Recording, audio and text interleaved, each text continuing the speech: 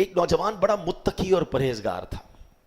حضرت عمر بھی اس کی عبادت گزاری دیکھ کر حیران رہا کرتے تھے. نوجوان ہے مگر کمال کا عبادت گزار تھا.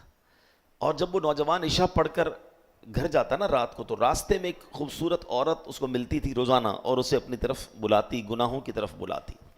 وہ بالکل توجہ نہ کرتا، نگاہیں نیچی کرتا اور نکل جاتا. ایک دن جب وہ گزر رہا تھا تو عورت نے اس کو اپنی طرف بلایا. اب نوجوان کا دل بھی مائل ہو گیا. شیطان تھا نا، اس نے حملہ کیا اس پر. جیسے ہی وہ عورت کے قریب پہنچا اسے اللہ کا یہ فرمان یاد آیا. اب بات یہ ہے، قرآن پڑھا ہوا ہو، حدیثیں پڑھی ہوئی ہو، دل میں پاکیزگی ہو تو اس موقع پر کچھ یاد آئے گا نا. جو پڑھائی صبح سے شام تک بری صحبتوں میں ہے، فلمیں، ڈرامے، گانے باجے، شراب کی محفلیں، اس کو کیسے یاد آئے گا؟ یہ نوجوان نیک تھا، چلا گیا گناہ کی طرف.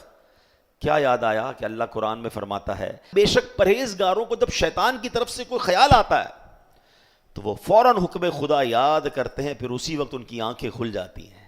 شیطان حملہ کر بھی دینا نیک پر، اگر واقعی پرہیزگار ہے تو اللہ کا حکم یاد آ جائے گا اسے اور وہ بچ جائے گا.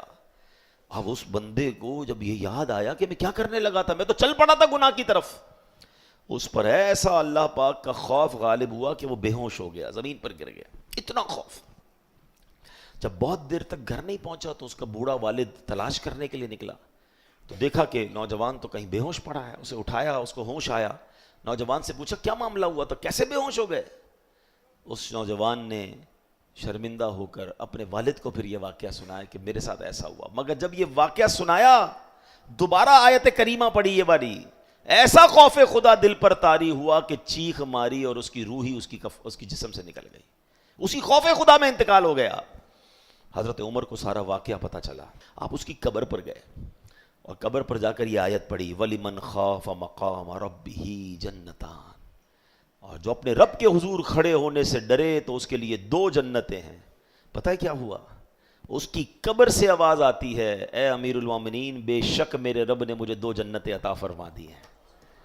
ہائے ہائے ہائے، یہ ہے اللہ کا خوف، یہ ہے رب کی بارگاہ میں پیش ہونے کی فکر.